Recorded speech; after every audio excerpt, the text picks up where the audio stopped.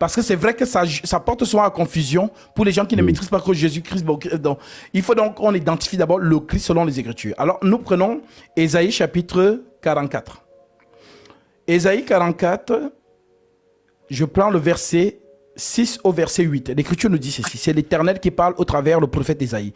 Ainsi parle l'Éternel, roi d'Israël. Déjà, premièrement, il n'y a pas deux rois en Israël. On nous dit que l'Éternel, c'est lui le roi d'Israël. Okay. Et son rédempteur. Rédempteur veut dire sauveur. Donc, le sauveur, c'est l'Éternel. Il n'y a pas deux sauveurs. Ainsi parle l'Éternel, roi d'Israël, et son rédempteur. L'Éternel des armées. Je suis l'alpha et je suis l'oméga. Il n'y a pas deux alpha, il n'y a pas deux oméga. Donc, nous allons voir que tous ces attributs que l'Éternel est en train de dire, c'est ce que Jésus déclare qu'il est. Jésus nous dit qu'il est l'alpha et l'oméga. Jésus nous dit qu'il est le sauveur. Jésus nous dit qu'il est roi. C'est ce qu'il a dit à Pilate. Je suis roi. Donc le roi des Juifs. Voilà pourquoi lorsqu'il est crucifié à la croix, on écrit dans une pancarte Jésus, roi des Juifs. Voilà. Donc le roi d'Israël n'est rien d'autre que son Messie en fait. Donc, ainsi par l'Éternel, roi d'Israël et son rédempteur, l'Éternel des armées, je suis l'alpha et je suis l'oméga, et hors moi, il n'y a point de Dieu. Donc, l'Éternel efface déjà une certaine comment dirais-je, co-divinité. Okay. Il n'y a pas de co-divinité avec l'Éternel, non. Il le dit lui-même, hors moi, il n'y a point de Dieu. Maintenant, il nous dit au verset 7, qui a comme moi fait des prédictions? Donc, prédire, c'est annoncer l'avenir. Donc, prophétiser. Qui a comme moi fait des prédictions? Qui le déclare et me le prouve? Depuis que j'ai fondé le peuple ancien. Depuis que j'ai fondé le peuple ancien, qui annonce l'avenir et ce qui doit arriver. N'ayez pas peur et ne tremblez pas. Ne te l'ai-je pas dès longtemps annoncé et déclaré? Vous êtes mes témoins. Y a-t-il un autre Dieu que moi? Il pose la question, y a-t-il un autre Dieu que moi? Et lui-même, il répond en disant, il n'y a pas d'autre rocher. Je n'en connais point. Donc, le rocher, c'est qui? C'est lui-même. On est d'accord? Voilà. Maintenant, allons donc identifier c'est quoi le rocher dans la révélation. Quand nous prenons donc 1 Corinthiens chapitre 10, verset 1.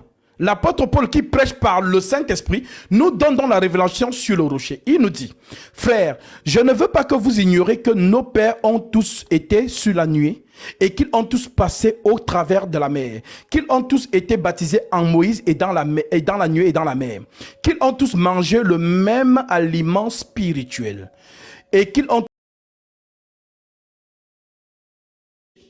spirituel qui les suivait dans le désert et ce rocher était Christ. Maintenant, nous savons maintenant que le rocher c'est Christ. En d'autres termes, selon Ésaïe 44, Dieu c'est lui le rocher. Le rocher c'est lui Dieu. Maintenant, allons donc voir maintenant qui s'est identifié d'être le Christ. Nous prenons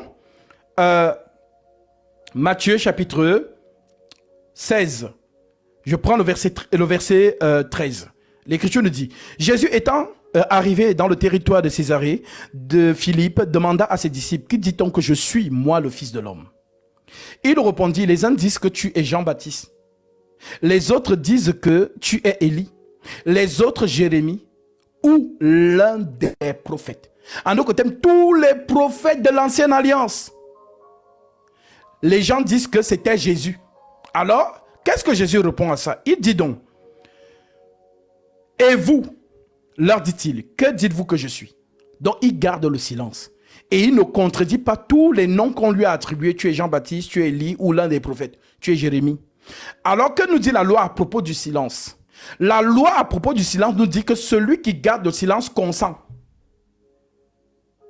Donc, le fait que Jésus ne réponde pas, il approuve qu'il est vraiment Élie. Il est vraiment Jean-Baptiste, il est vraiment l'un des prophètes.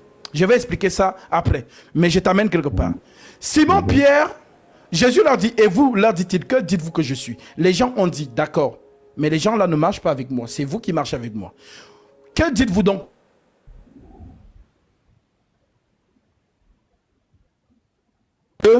Que je suis. Jésus répondit, Simon Pierre répondit, tu es le Christ. Et nous savons que selon 1 Corinthiens chapitre 10, le Christ, c'est qui? C'est Dieu lui-même. Donc la réponse de Simon, tu es le Christ. Maintenant, le Christ, le Fils du Dieu vivant. Alors cette expression fils trouble beaucoup de gens. Alors les gens doivent plutôt s'interroger. Que veut dire fils dans l'Antiquité? Dans l'Antiquité, le terme fils de Dieu était commun. Et qui utilisait ce terme? C'était les rois, notamment Pharaon. Exactement. Voilà, Pharaon lui-même. Exactement. Donc c'est une expression antique où les rois, parce qu'ils se prenaient pour des divinités, ils disaient donc qu'ils étaient des fils de Dieu. Alors, quand nous lisons Ésaïe chapitre 19, nous voyons que Dieu vient condamner le peuple égyptien parce qu'ils ont fait de Pharaon Dieu, en disant, comment osez-vous dire à Pharaon qu'il est fils des sages, fils des anciens rois? C'est une expression antique.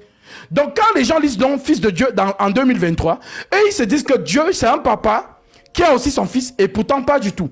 L'expression fils de Dieu dans l'Antiquité veut tout simplement dire que l'Esprit suprême devenu un homme parmi les hommes. Voilà donc pourquoi lorsque Pierre dit tu es le Christ, le Fils du Dieu vivant, Jésus dit quoi donc à propos de cette réponse?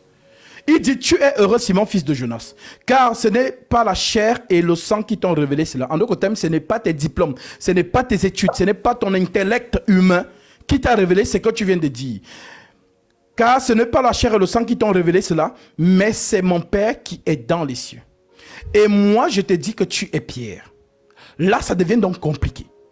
Parce que Jésus s'adresse à qui? À Simon ou à Pierre? Oui. Parce que Simon, c'est l'homme, l'apôtre. Oui. Voilà, le disciple de Jésus. Maintenant, conformément à la parole qui est sortie de Simon, la révélation là, il dit donc, et moi je te dis que tu es Pierre. Pierre en hébreu c'est Séphas, le rocher. Et moi je te dis que tu es Pierre. Donc le Christ là, c'est la pierre, c'est le rocher. Tel que nous l'avons lu. Y a-t-il d'autres dieux que moi? Il n'y a pas d'autres rochers. Je n'en connais point. Donc tu es le Christ, tu es le rocher. C'est ce que ça veut dire. Donc Jésus dit donc que tu es heureux Simon fils de Jonas, car ce n'est ni la chair ni le sang qui t'ont révélé cela, mais c'est mon Père qui est dans les cieux. Et moi je te dis que tu es le rocher, tu es Pierre. Et sur cette pierre, je bâtirai mon église. L'église n'est pas bâtie sur un homme, en d'autres termes Simon. C'est pas possible. Voilà donc pourquoi le Vatican, malgré leur diplôme, parce que pour simplement être abbé, il faut avoir bac plus 30. Donc ce sont les intellectuels. Je leur rends témoignage qu'ils sont vraiment intellectuels. Les cardinaux et tout ça. Mais ces intellectuels n'ont pas capté que la pierre dont on parle, c'est le rocher, c'est Dieu. Ce n'est pas Simon. Voilà donc comment les intellectuels prennent donc le corps de Simon, mettent dans le sol et baptise la basilique, la basilique Saint-Pierre sur la tombe de Simon. Okay. Jusqu'à aujourd'hui, au Vatican, c'est là-bas où ils lisent la messe. Parce qu'ils disent que l'église de Jésus, c'est ça qui est bâti sur la tombe de Simon. Vous voyez donc ce que la parabole fait? La parabole est très dangereuse. Voilà donc pourquoi ils devaient plutôt comprendre que le rocher, c'est Dieu. L'église est bâtie sur Dieu. C'est lui l'église. Voilà pourquoi on dit il est la pierre angulaire. Donc c'est lui le rocher. Je reprends encore ça pour appuyer ses propos.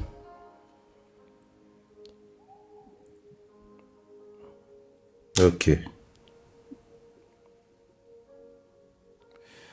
Alors, c'est Ésaïe qui nous prophétise ça. Il dit, je vais lire ça. Ésaïe 28. Ésaïe, le prophète Ésaïe nous dit, c'est pourquoi, ainsi parle le Seigneur l'Éternel. Voici, j'ai mis pour fondement. Alléluia. Voici, j'ai mis pour fondement en Sion une pierre. Ce n'est pas Simon l'apôtre, non. C'est la pierre là, c'est Jésus. Donc c'est Dieu lui-même. Voici, j'ai mis à Sion une pierre éprouvée, une pierre angulaire de prix solidement posée. Celui qui la prendra pour appui n'aura point hâte de fuir. Donc, une fois qu'on a compris ça, que Jésus, c'est lui le Christ, alors posons donc dans la Révélation Romains chapitre 9, versets 2 à 5. C'est ici que c'est merveilleux.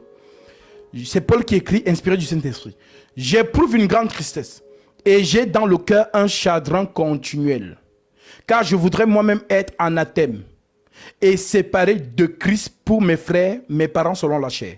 Donc Paul dit que si moi je pouvais être maudit pour que toute l'assemblée d'Israël soit sauvée, je suis prêt à le faire.